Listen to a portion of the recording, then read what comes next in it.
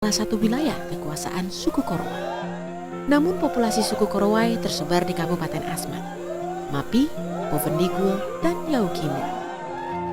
Dalam sejarah tercatat, suku Korowai merupakan suku yang pernah melakukan kanibalisme demi mempertahankan hidup.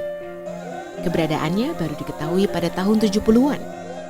Berbeda dengan suku pedalaman di Pulau Cendrawasih lainnya, kaum laki-laki Korowai tidak menggunakan koteka untuk menutupi alat genitalnya. Namun mereka memanfaatkan semacam daun. Sementara kaum perempuan mengenakan cawat dari daun sagu.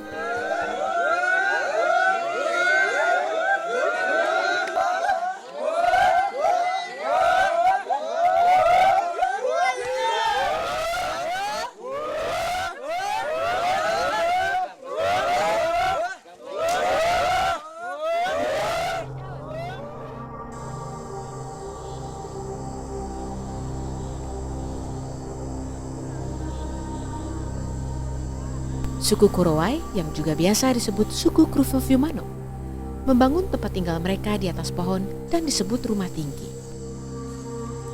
Rumah dibangun puluhan meter dari permukaan tanah, menjulang kokoh ke atas. Rumah tinggi atau dalam bahasa suku Korowai disebut tihet, didesain sedemikian rupa untuk melindungi diri dari makhluk supranatural dan serangan hewan buas. Rumah kayu dengan atap daun sagu, berdindingkan gabah sagu, dan berlantaikan kulit kayu. Dalam satu rumah tinggi biasanya terdapat beberapa keluarga yang merupakan satu keluarga besar. Rumah terbagi dalam dua bagian, yaitu bagian untuk para pria dan bagian untuk wanita.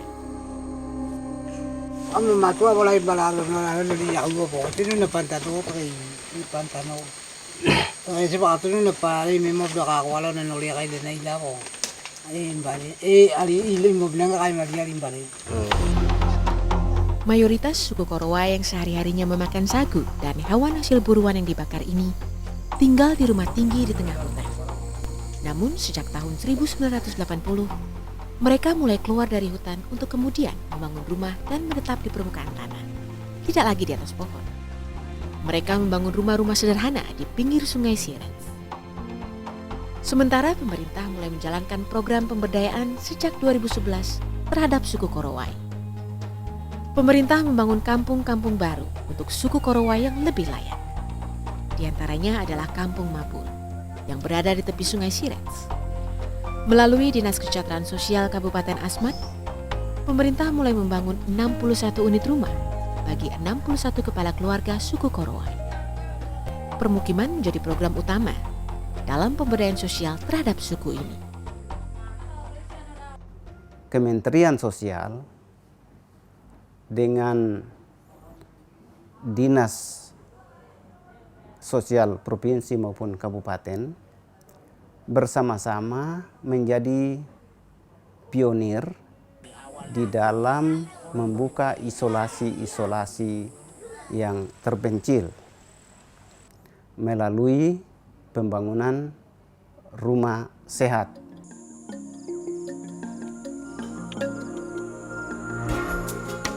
Rumah dari kayu besi yang dibangun pemerintah ini bernilai sekitar 70 juta rupiah per unitnya.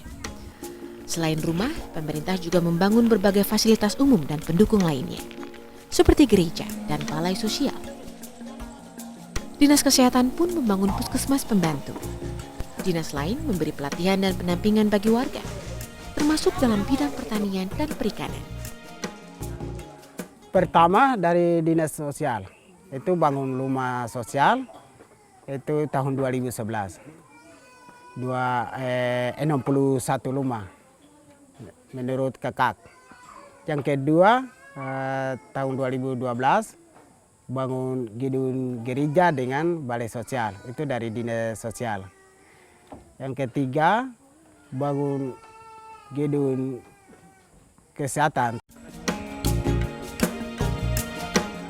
Pada tahun 2013, setelah memiliki berbagai infrastruktur, termasuk sekolah, masyarakat Korowai di Desa Mabul pun berhasil menjadi purna bina dari program pemberdayaan sosial KAT Kemensos.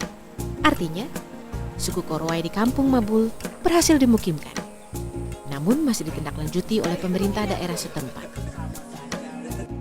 ini katakanlah sebagai awal untuk mendorong, mengajak masyarakat ini beralih dari pola hidup sederhana, terisolir itu, dengan lingkungan alam yang sangat kental dengan mereka, mulai mengenal perubahan-perubahan dan perkembangan modern sekarang ini.